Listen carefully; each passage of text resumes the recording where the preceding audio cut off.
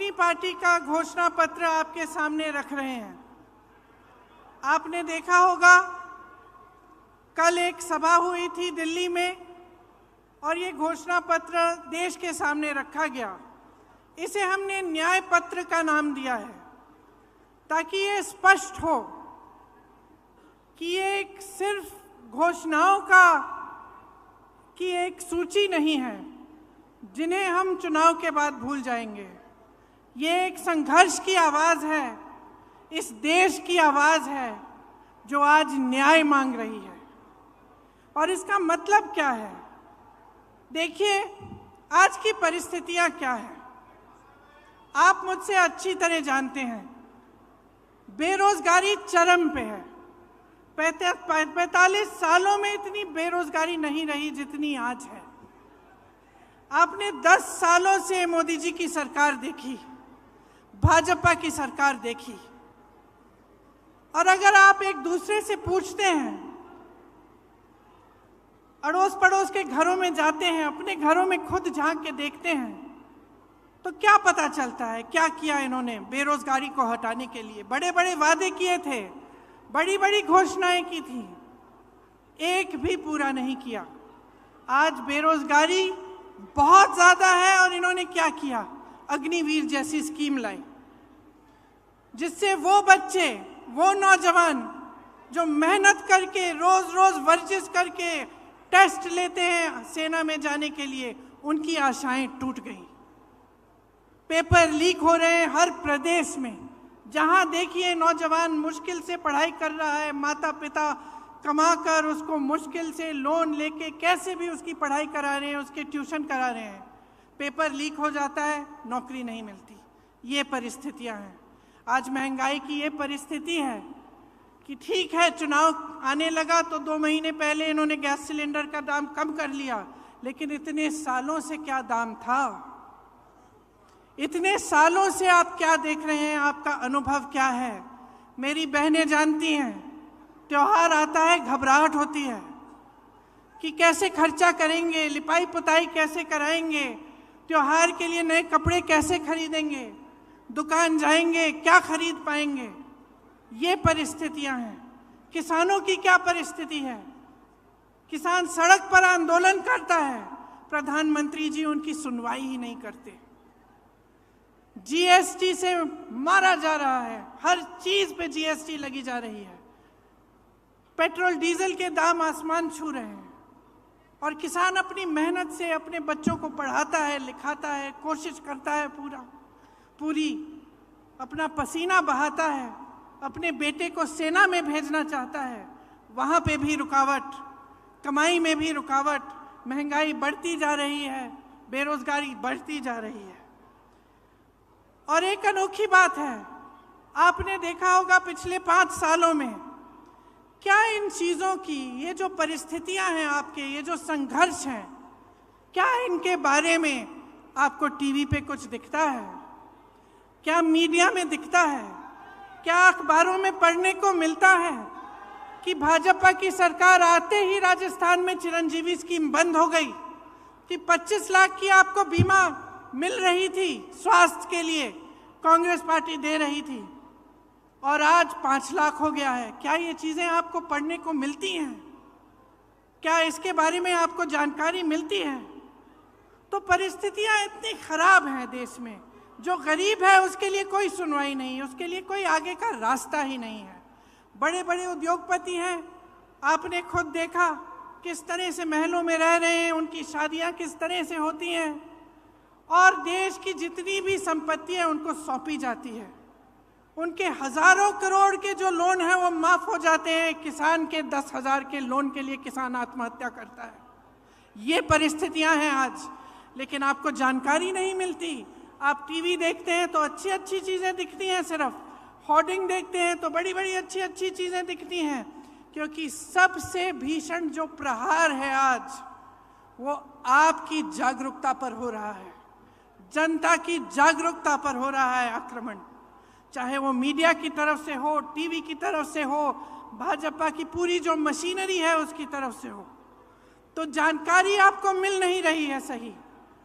जनता सोच रही है कि किसी का तो भला किया होगा, अच्छा अच्छा दिख रहा है, इश्तिहार टीवी पे दिख रहा है सब कुछ, तो किसी का तो भला हुआ होगा, इसीलिए ये सब हो रहा है। लेकिन असलियत क्या है, इसको पहचानने का अब समय आ गया है। आपको सिर्फ ये सुनाई देता है 400 पार, आपको सिर्फ ये सुनाई देता है कि मोदी जी कहाँ भ्रमण कर रहे हैं, कभी आसमान में, हवा में, हवाई जहाज में उड़ रहे हैं, कभी समुंदर के अंदर जाके नीचे, पानी के नीचे हैं, तो यही दिख रहा है आपको। लेकिन आपको ये नहीं दिख रहा कि आज इस देश की असली परिस्थितियां क्या है। ये सिर्फ आपको अपने जीवन में दिख रहा है, अपने अनुभव में दिख रहा है, सिर्फ आपके संघर्ष आप पहचान रहे हैं, इस देश की सरकार इसको पहचान नहीं रहे हैं। आप जानते हैं कि 10 सालों में जहां जहां आपको तकलीफ हुई वहां कोई आपकी मदद करने के लिए नहीं आया। जितनी भी स्कीमें हैं बड़े बड़े उद्योगपतियों के लिए बनी हैं, ये कहते हैं आपको 5 किलो राशन देंगे लेकिन आपको रोजगार नहीं देंगे, आपके बच्चों को अपने पैरों पे खड़े होने का मौका नहीं देंगे। तो आपको अब जो समय आ गया है कि आपको जागरूक बनना है, ये आप बहुत अच्छी तरह से समझ लीजिए।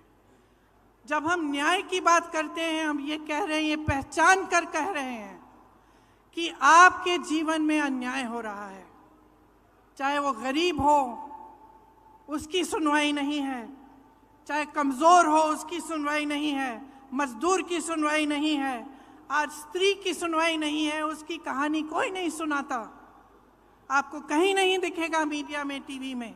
और भाजपा के नेता आपसे ये बातें नहीं करेंगे। चाहे ड्राइवर हो, ऑटो का ड्राइवर हो, चाहे माली हो, चाहे बढ़ई हो, चाहे हस्तकला में कोई काम कर रहा हो, इनकी कहानियां आप सुनते नहीं हैं। इसीलिए हमने अपने जो न्याय पत्र में लिखा है वो इन्हीं की कहानियों के तहत, इन्हीं के अनुभव पर लिखा है। आपकी ही आवाज है इस घोषणा पत्र में, इस न्याय पत्र में।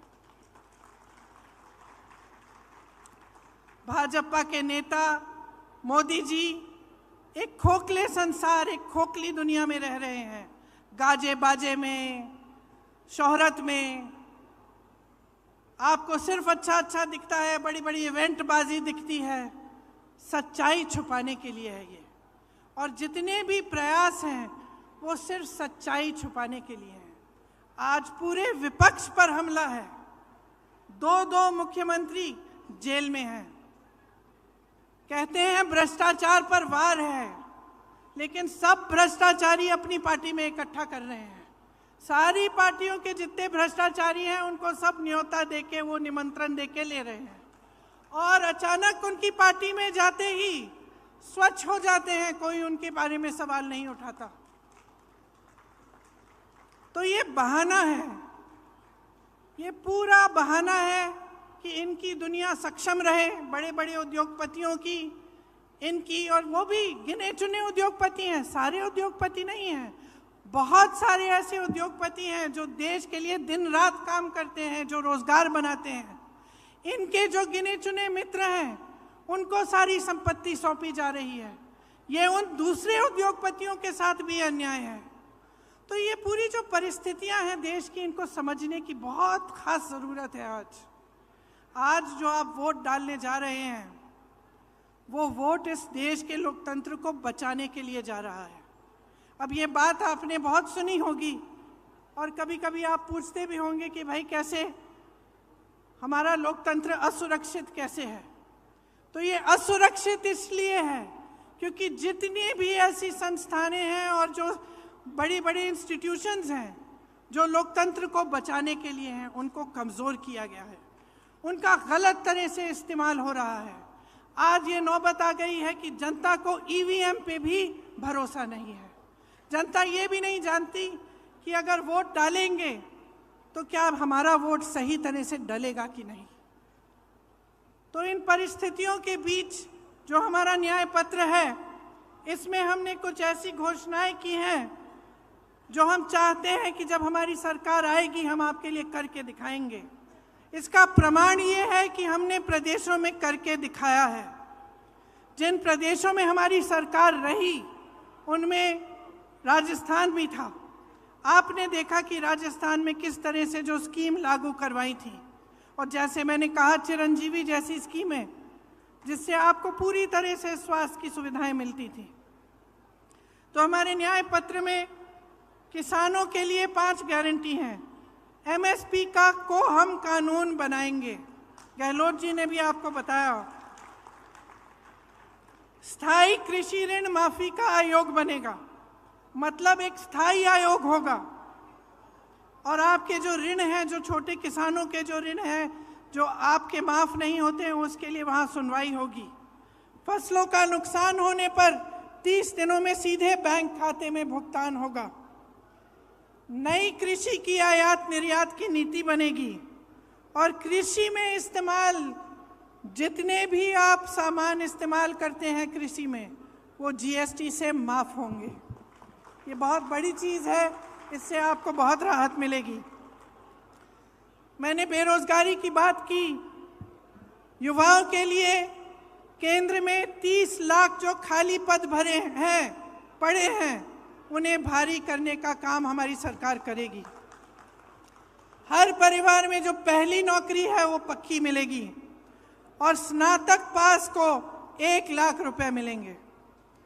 ये जो पेपर लीक होते रहते हैं जिससे आपका बहुत नुकसान होता है, और पढ़े लिखे बच्चे बेरोजगार बैठे रहते हैं, उसके समाधान के लिए एक नया कानून बनाया जाएगा। सख्ती से जो ऐसे काम कराएंगे, सख्ती से उन पर कार्रवाई होगी, और एक जॉब कैलेंडर बनेगा जिसमें जो नियुक्ति के जो डेट हैं, जो इम्तिहान के डेट हैं, रिजल्ट के डेट हैं, वो पहले से बताए जाएंगे।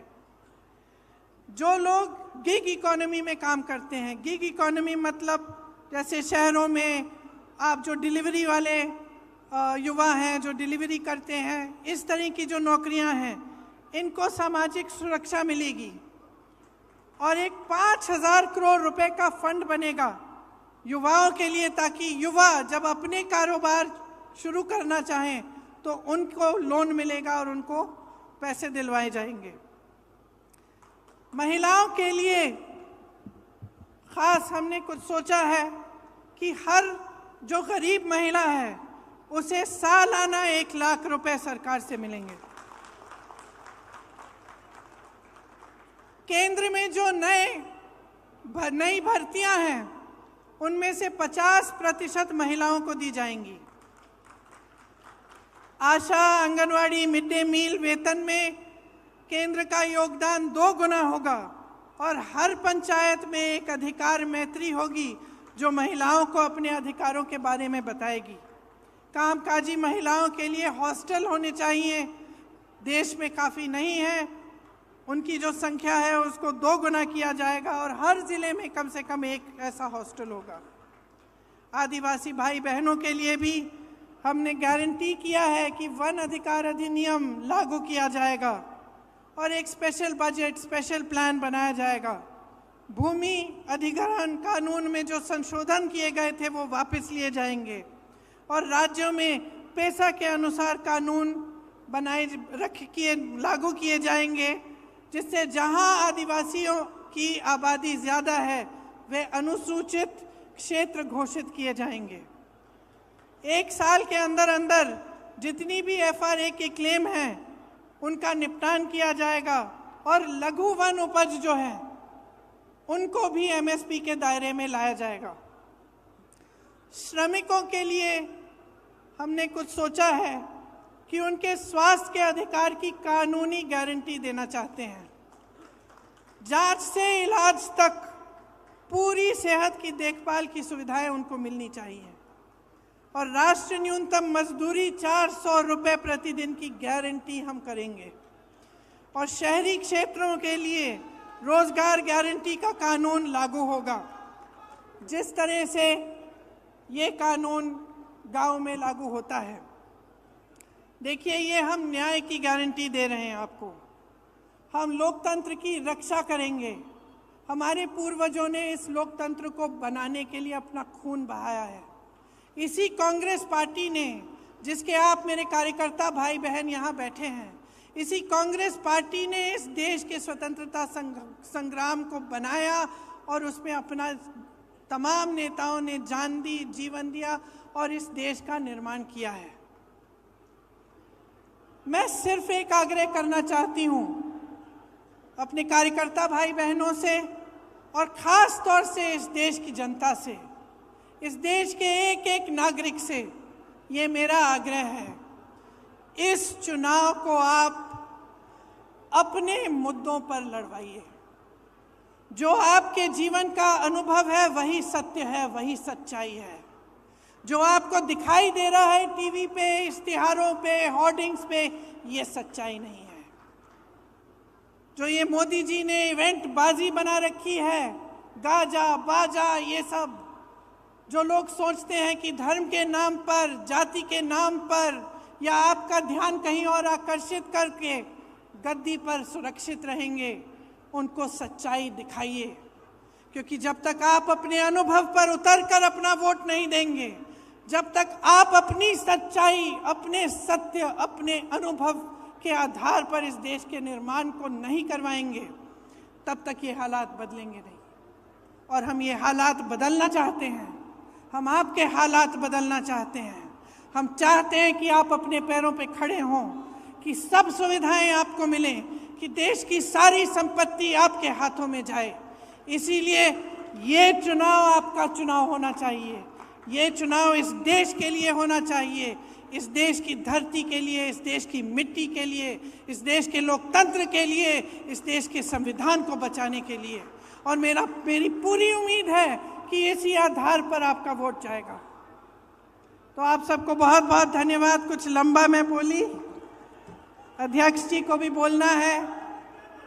आपने बहुत ध्यान से मेरी बातों को सुना है, इसके लिए बहुत बहुत धन्यवाद। मेरे साथ एक बार बोलिए, जय हिंद।